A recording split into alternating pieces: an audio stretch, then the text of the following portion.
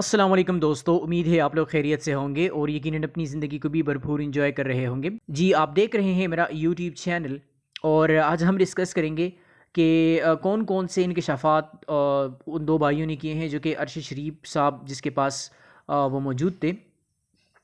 تو اتوار کو یعنی کل ارشد شریف صاحب کی قتل کی تحقیقات اور اسی طرح حقائق جاننے کے لیے جو دو رکنی ٹیم تشکیل دی گئی تھی، تو کینیا میں مقتول صحافی یعنی ارشد شریف صاحب کو رہائش اور دیگر سہولیات فراہم کرنے والے دو بھائی جو تھے ان کے بیانات انہوں نے قلم بند کیے ہیں۔ دو رکنی ٹیم میں ڈائریکٹر FIA اطہر واحد اور اسی طرح ڈپٹی ڈائریکٹر IB عمر شاہد حامد، یہ دو آفیسر پر مشتمل ٹیم نے کل باضابطہ طور پر تفتیش کا آغاز کیا اور جو قتل کے اہم گواہ یعنی وقار احمد اور خرم احمد ان دونوں سے پوچھ گچھ کی۔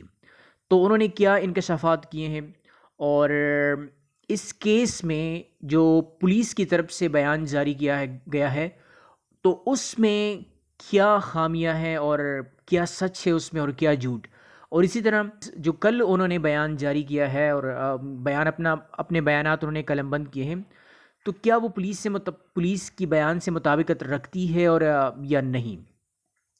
تو میں ذرا آپ کو پس منظر میں لے چلوں تو ارشد شریف صاحب یہ پہلے دبئی گئے تھے، دبئی سے وہ کینیا چلے گئے۔ تو کینیا جب چلے گئے تو وہاں پر جو وقار احمد اور خرم احمد یہ دو بھائی ہیں، تو ان کے پاس یہ رہ رہے تھے۔ تو پولیس نے ان کا قتل کیا، ان کو قتل کیا۔ تو پولیس نے پھر بیان دیا کہ ہم نے پہچانا ہی نہیں ان کو، کیونکہ نیروبی سے ایک گاڑی آ رہی تھی۔ نیروبی میں ایک بچہ اغوا ہوا تھا اور اس گاڑی میں اس بچے کو وہ لے جا رہے تھے نیروبی سے۔ تو اس نے یہ بیان دیا پولیس نے کہ ہم نے مس آئیڈینٹیفیکیشن یعنی ہم نے اس کو پہچان ہی نہیں اس گاڑی کو، اور ہم نے فائرنگ کی ان پہ۔ ہم نے سمجھا کہ یہ وہ گاڑی ہے جس نے بچے کو اغوا کیا۔ تو یہاں پہ ایک پولیس کا جو بیان ہے اس میں غلطی یہ ہے، یہ جھوٹ اس لیے ہے کہ بچہ اغوا ہوا ہے نیروبی میں، اور ارشد شریف صاحب کی جو گاڑی تھی وہ نیروبی جا رہی تھی۔ ابھی جو اہم گواہ ہے اس نے یہ بیان دیا ہے کہ وہ نیروبی جا رہے تھے، ارشد شریف صاحب نیروبی جا رہے تھے، اور جو بچہ اغوا ہوا ہے وہ نیروبی میں اغوا ہوا تھا۔ تو ابھی اس واقعے میں ذرا ٹوسٹ یہاں پہ آپ دیکھیں، پولیس نے جو بیان دیا ہے وہ بھی ایسا ہے کہ بچہ اغوا ہوا ہے نیروبی میں اور ارشد شریف صاحب جا رہے ہیں نیروبی کے اندر جا رہے ہیں۔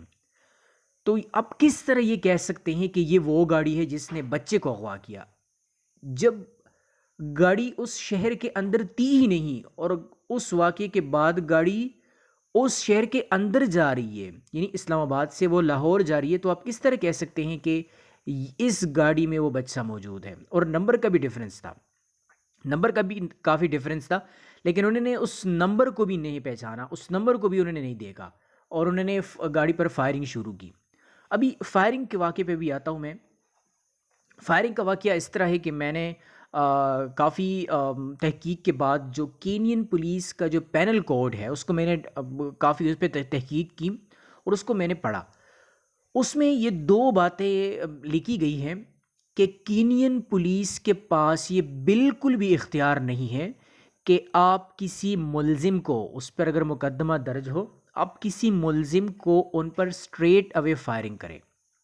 ہاں، فائرنگ کی اجازت تب ہے جب وہ آپ پر فائر کرے پہلے، then you have the right کہ آپ اس پہ فائر کریں، لیکن you don't have the right to fire straight on the head. آپ نے سر پہ گولی نہیں مارنی، چیسٹ پہ آپ نے گولی نہیں مارنی، آپ نے گولی مارنی ہے تو ہاتھ اور پاؤں میں، ٹانگوں پہ آپ نے گولی مارنی ہے۔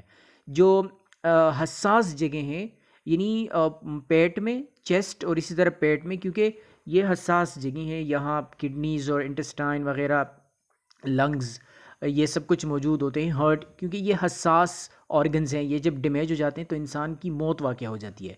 اور سیکنڈ، آپ نے ہیڈ پہ گولی نہیں مارنی کیونکہ وہاں پہ جو برین ہے وہ موجود ہے، سو برین اگر آپ کا ڈیمیج ہے تو انسان پھر وہ مر جاتا ہے اس سے۔ لیکن آپ نے گولی مارنی ہے تو اپنے ٹانگوں میں، اپنے پاؤں پہ مارنی ہے یا اپنے ہاتھوں میں یا اپنے بازو پہ مارنی ہے گولی، لیکن اس نے اسٹریٹ اوے اس کو کیا کیا، اس کی چیسٹ پہ کیونکہ لنگس پہ وہ لگے ہیں، ہارٹ کے ساتھ بھی وہ لگے ہیں، اور اسی طرح انہوں نے ہیڈ پہ بھی اسٹریٹ فائر کیے ہیں۔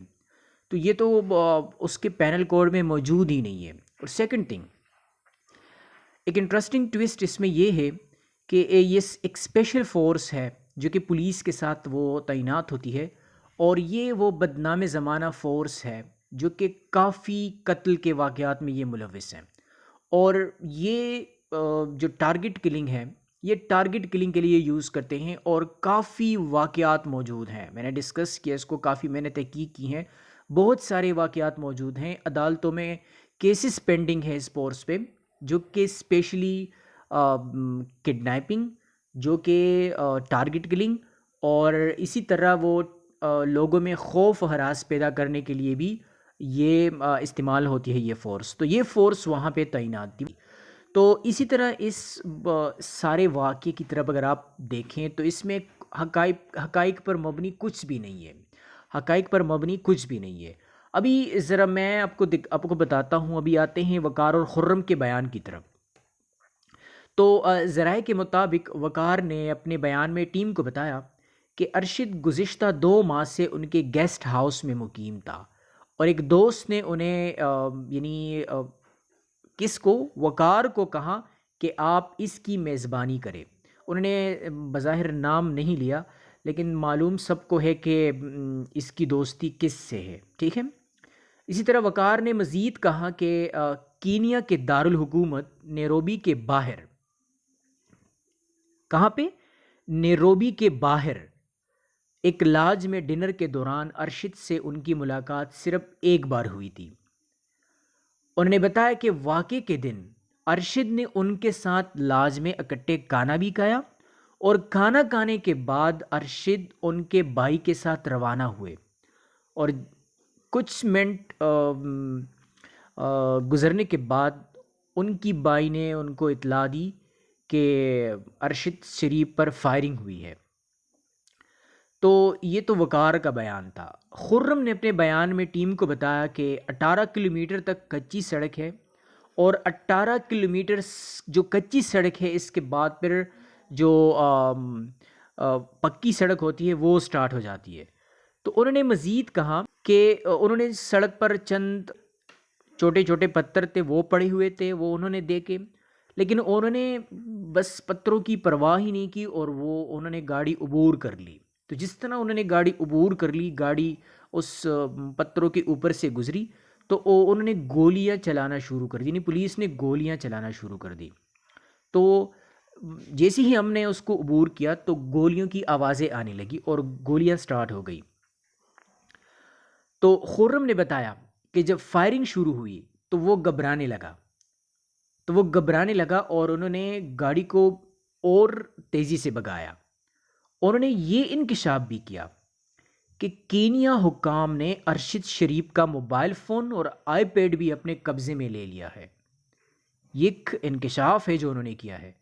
ابھی ایک اور بات یہاں پہ واضح ہے، میں نے یہ بھی دیکھا کہ جب پولیس ناکہ بندی کرتی ہے، ان کے پینل کوڈ میں یہ سب کچھ لکھا ہے۔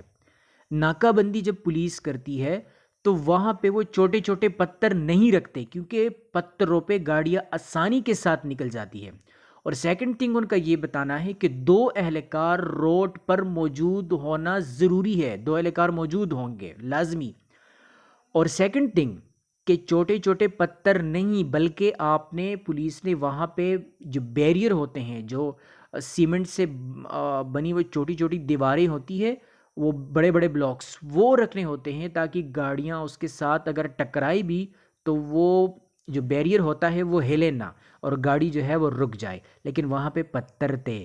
اس سے یہ بات بھی اخذ ہوتی ہے کہ جو ٹارگٹ کلنگ یا اسی طرح جو لٹیرے ہوتے ہیں وہاں پہ چھوٹے چھوٹے پتھر رکھتے ہیں اور لوگوں کو لوٹتے ہیں، اور ٹارگٹ کلنگ کے لیے یہی طریقہ استعمال ہوتا ہے کہ گاڑی جب اس کے اوپر سے گزرتی ہے تو پھر اس کا جو ہے وہ مطلب ناکہ تو ہوتا ہی نہیں، تو وہ اسٹریٹ اوے فائر شروع کر دیتے ہیں، اور پولیس کو یہ بالکل اختیار نہیں کہ آپ کسی پہ اسٹریٹ اوے فائر کریں. یہ جو پولیس پروٹوکول ہے اس میں بہت واضح ہے بات کہ آپ نے اسٹریٹ اوے فائر نہیں کرنی. آپ نے فائر کرنی ہے تو you have to fire on arms اور لیگز اور ہینڈز اور اسی طرح feet. You don't have the authority to straight away fire on head.